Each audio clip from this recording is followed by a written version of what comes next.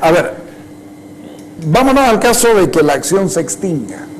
¿El proceso? A que el proceso, el juicio se extinga porque ya pasó 2 años del ilegal tiempo que le dieron para 3 años, porque eran 18 meses. No, 18 meses la detención, el juicio siempre son 3 años. Ah, ya, ok. ¿Ya? Se pasan con 2 años. Hagamos de cuenta que tengan un ataque de racionalidad y digan, señores, se acabó.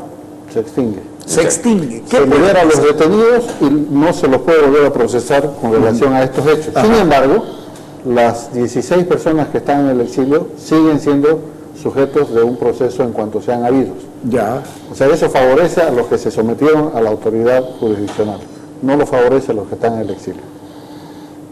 Para ellos se puede abrir causa en cualquier momento que sean habidos. Ahora, no sé si lo ha visto a Carlos Romero hoy día. Sí. ¿Querés escucharlo? ¿Lo tenés a Carlos Romero ahí? Dice, los culpables están afuera, aquí son pinches. Ese de ahí es el auto. Un ratito, ponelo primero el auto. Ese que van a ver ahorita es el auto en el que se cometió el atentado. Que está en Cochabamba. Está en Cochabamba, sí. Está en Cochabamba y se ha hecho una aproximación por el modelo y estas cosas y por la placa. Y por la placa llegamos a este auto. ¿Ok? Ponelo a Carlos Romero, ahora sí. Vale.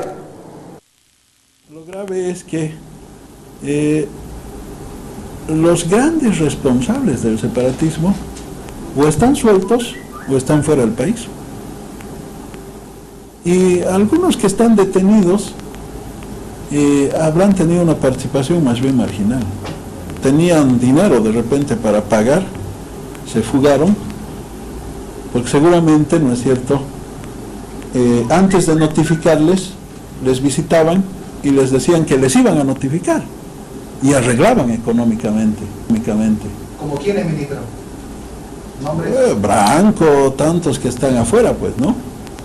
Y resulta que ahora el fiscal abusivo, el perseguidor, el que les cobraba, todo esto, ahora es su héroe, ¿no es cierto? Lo hicieron salir a Brasil y ahora le van a dar instrucciones para que él diga que nada de eso existió, que todo fue un invento del gobierno. Y lo mismo quieren hacer con los abogados de la extorsión. Deberían también rendir cuentas a la justicia.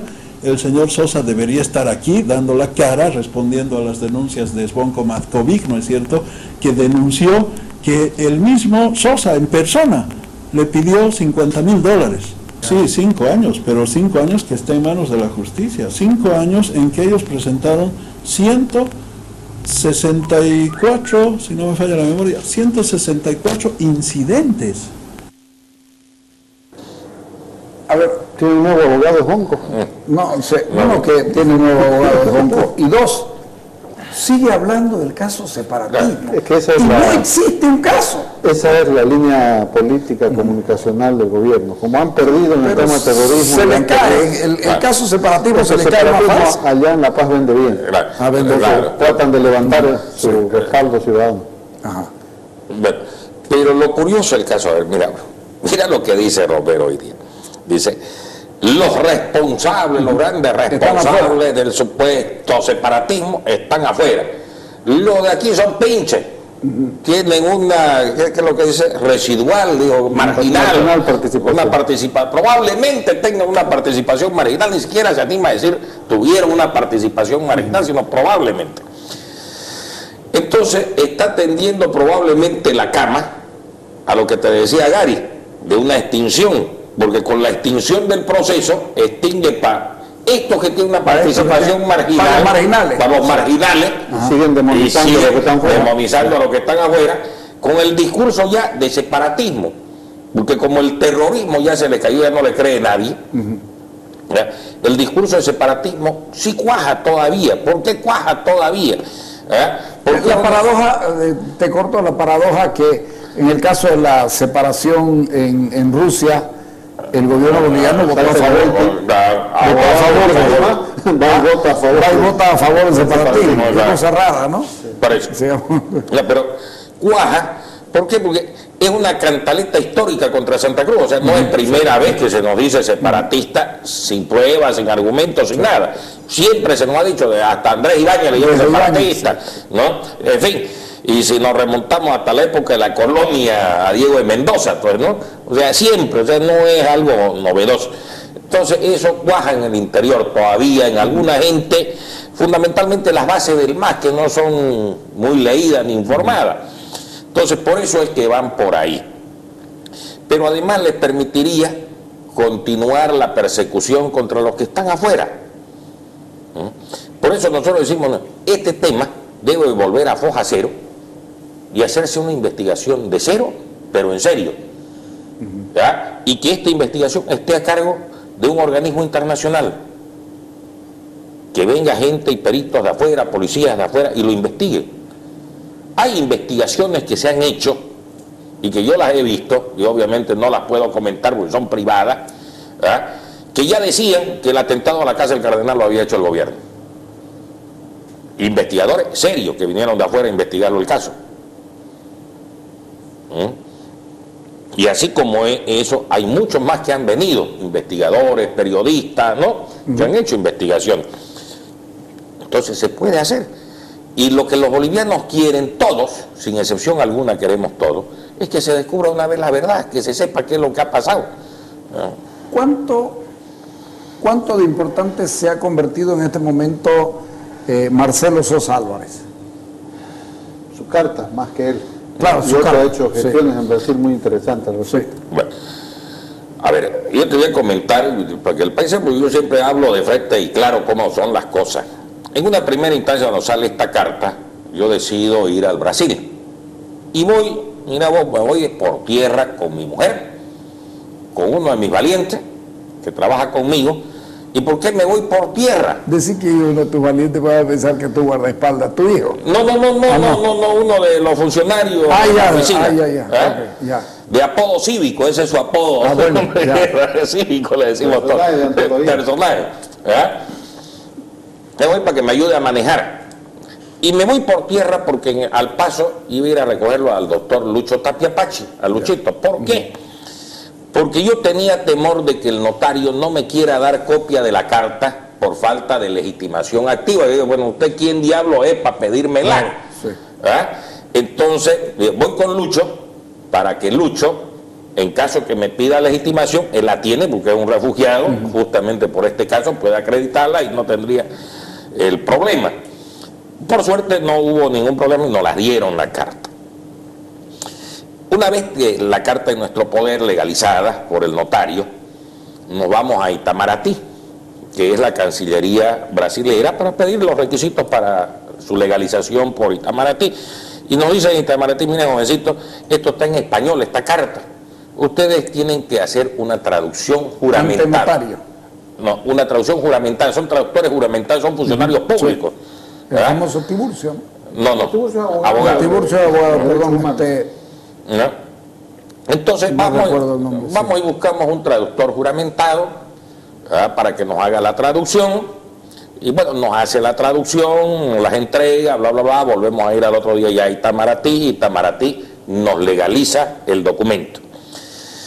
Con ese documento nos vamos a la embajada boliviana, porque ahí el primer secretario de la embajada es el encargado de asuntos consulares. O sea, no es que tenga un cónsul específico, como la mayoría de las legaciones diplomáticas, sino que el primer secretario es el encargado de asuntos consulares. ¿Ok? Y la presentamos, la carta para su legalización, mira vos, el 21 de marzo. 21 de marzo, que era viernes. Y la presento con un procurador que me acompañaba en todo esto y se llama Joao Oliveira. Entonces la presentamos a nombre de Joao Oliveira para que la recoja, porque en 48 horas vengan a recogerla. O sea, ya se pagaron las tasas antes porque te cobran $71 por legalizarla, que tienen que ir al banco a depositar, etcétera, etcétera. ¿Ok? Muy bien. Resulta que pasaron los 2 días y no se la entregaban, 3 días no se la entregaban, 4 días no se la entregaban, una semana y no le entregaban la carta. Yo decido volver a viajar al Brasil para ver qué sucede. Y viajo el día 8 de abril. Viajo a Brasilia. El 9 voy al consulado y hablo con Jerge, voy con Joao, me entrevisto con Jerge y bueno, le pido explicaciones de qué había pasado con la carta, porque no la legalizaban. ¿Y Jerge qué dice? Dice, mire, nosotros la hemos mandado a la Cancillería en Bolivia en consulta para que nos digan qué vamos a hacer. ¿Es el procedimiento? No es. Es un absurdo. Pues le digo, ¿y usted se me lo puede poner por escrito? Claro, pídamelo por escrito. Entonces, le hago la carta por escrito y al día siguiente, aquí está la fecha, el 10 de abril del 2014, voy y lo visito a Jerge. Perdón, el mismo día, 9 de abril, le dejo la carta a Jerge y en la tarde se la redacto. La primera visita fue en la mañana, donde le pido explicaciones. Jerge la decreta para que el primer secretario haga el informe y el primer secretario informa que le había mandado por fax a la Cancillería pidiendo instrucciones y que la Cancillería le había respondido también por fax. Y la respuesta es la siguiente, dice, la que le manda a la Cancillería boliviana. Instruyo la paralización del procedimiento original a objeto de confirmar la información sobre el aludido. Si quieren confirmar la información sobre Sosa. Su búsqueda internacional Interpol, medidas cautelares en su contra. O sea, no se ha dado por aludido el Estado boliviano que Sosa está refugiado en Brasil. No, o sea, arraigo, declaratoria de rebeldía u otra similar, está por escrito. Bueno, y esa respuesta me la entregan. Me la entregan el día 11. Bueno, entre medio el día fuimos a almorzar, porque fue a visitarlo Guider Arancibia y le hace una entrevista, y te comento, a lo que me preguntaba, que no se daba por enterado de Sosa. Guider Arancibia le pregunta, porque salió el fiscal aquí, varios ministros, diputados que iban a ir al Brasil a pedir que el Brasil no le dé la extradición a Sosa, ¿no es cierto? No le dé el refugio, perdón, no le dé el refugio. Bueno, se le pregunta a Jerge si sabía si el Estado boliviano había hecho alguna gestión para impedir que el Brasil le dé refugio. No hizo nada. O sea, no mandó un solo papel, nada. No fue nadie. Y ahí está Romero diciendo que Sosa nos lo llevamos, Sosa es nuestro héroe. Pero ellos no hacen nada porque bueno, ni van a hacerlo. Es más, hay una carta de alguien de acá pidiendo que no le den el refugio. En todo caso. Pero bueno, y esto te lo va a ustedes les conviene que Sosa esté aquí. Claro, si era nuestro testigo clave. Claro. Pero sigamos. Claro, ya se convierte en su testigo clave. Siempre fue, lo dijimos. Y él nos había ofrecido como testigo. Pero sigamos. Fuimos con Guider a Interpol en el Brasil, a la sede de la Policía Federal, o sea, donde está toda la cabeza, o sea, no una oficinita de Interpol, sino Interpol Brasil, en Brasil. Averiguar si hay orden de búsqueda y captura para Sosa. No existe, no hay. Ya no han pedido, son mentiras. Cuando aquí le dicen, ya hemos pedido a León que lo busquen. No lo están buscando en ningún lado. Bueno, y así fuimos andando por muchos lugares, ¿verdad? Porque era interés de Guider ubicarlo a Sosa para entrevistarlo. De Guider Arancibia. ¿Vos te encontraste con Sosa por casualidad? Por casualidad. En el viaje anterior. En el viaje anterior. Ahora ya en este otro no. No lo pillé, pero ya en este sé por qué lo pillé ahí. Esa es la historia. Resulta ser que en el primer viaje yo no sabía que en ese shopping estaban las oficinas de ACNUR. Ya. Recién lo descubro. Alto comisionado para las Naciones Unidas para los refugiados. Recién lo descubro ahora con Guider, porque como Guider es buen sagüeso, nos fuimos a la Policía Federal, ahí pidió direcciones de dónde es ACNUR, dónde es CONARE, ¿no? Todas esas cosas, nos fuimos a ACNUR, fuimos al CONARE, fuimos a varios lugares, y ahí nos dejaguamos que ACNUR era en el mismo shopping que lo pillé.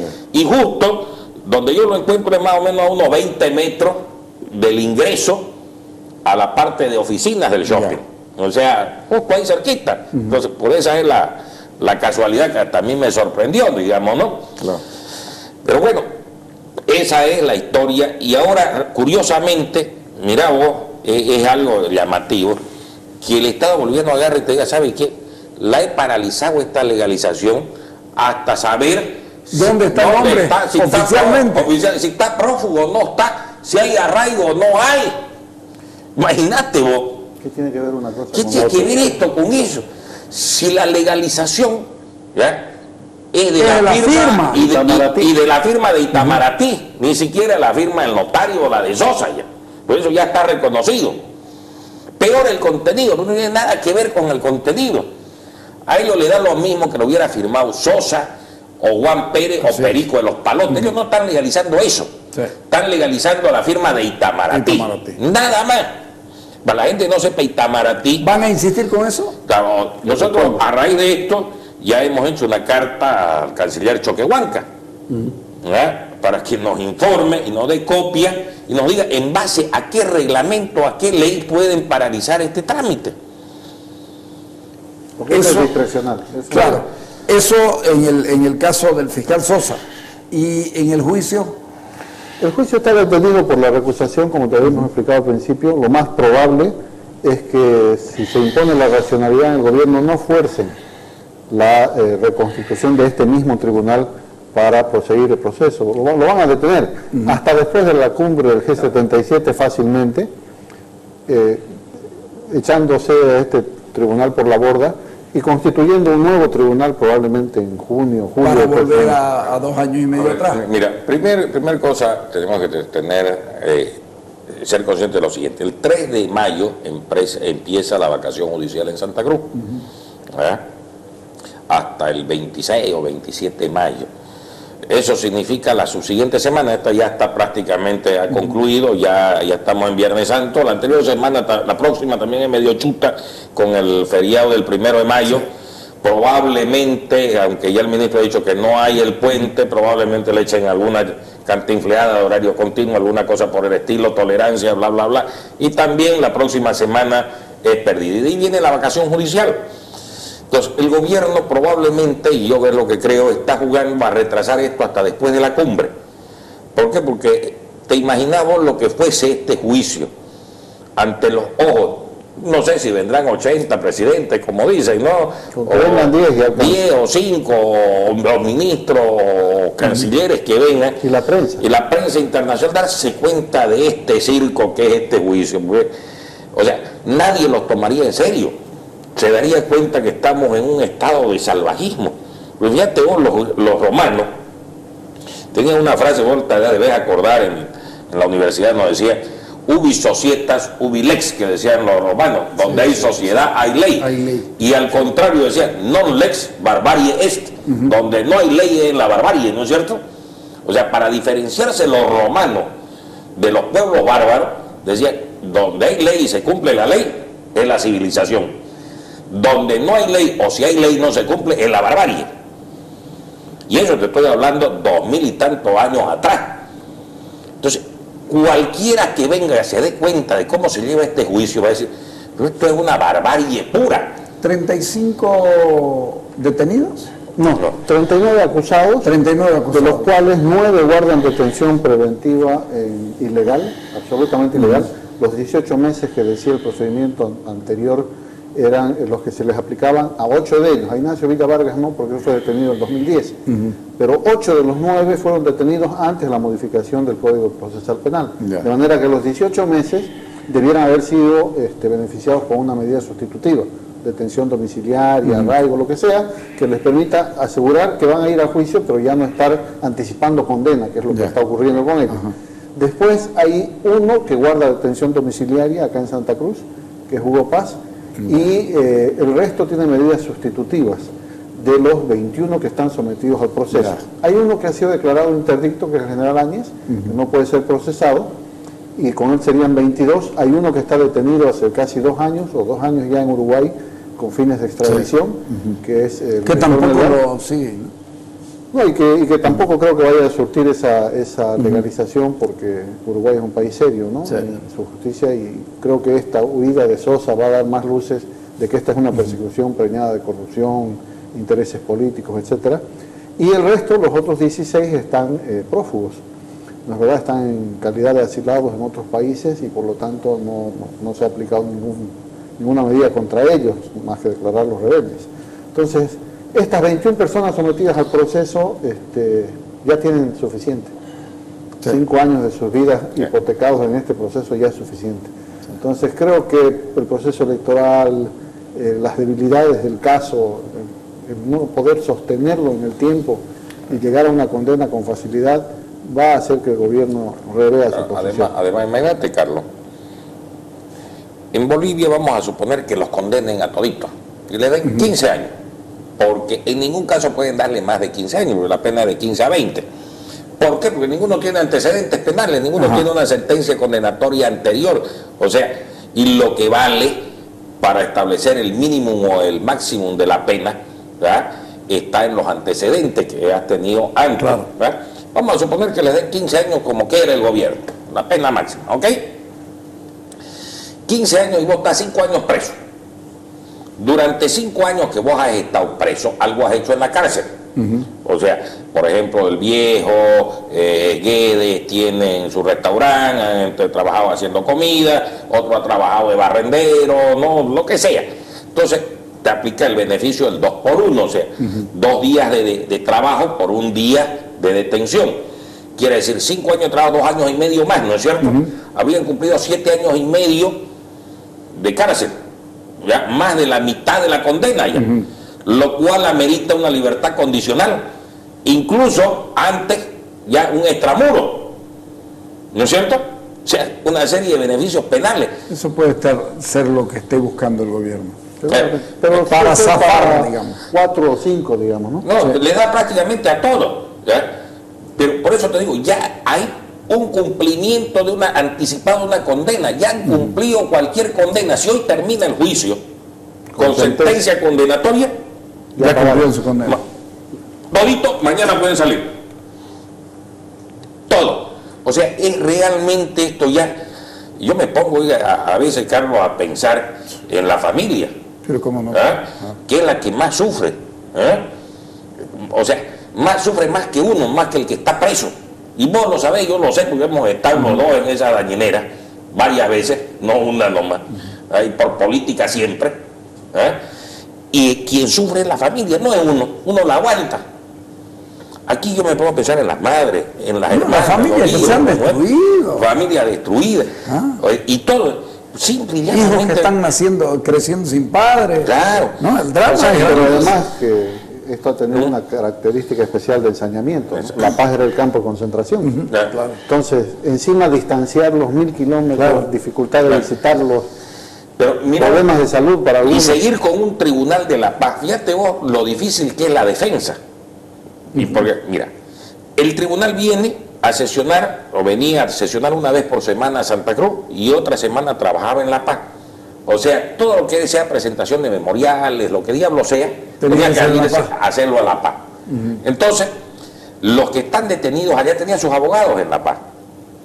Entonces, traerlo de La Paz a Santa Cruz para las audiencias, Lo que cuesta. O sea, Yo creo que además lo han hecho profesamente por eso. Ellos querían extenuar los recursos de defensa. Incluso nos hemos visto, y hay que decirlo así con Gary, muchas veces Gary haciéndose la burla, decimos, este es nuestro batallón, pues defendemos a 12 hemos llegado a patrocinar, para que no se paralice el juicio. Entonces, y nosotros no somos los que decimos, ¿sabe qué? Esto es culpa del gobierno. Más bien, para que no se paralice, para que avance, nos prestamos los abogados a patrocinar a otros que no son nuestros El espíritu clientes. de todas maneras está fuerte. Sí, algo que el gobierno no logró finalmente fue Quebrarlo.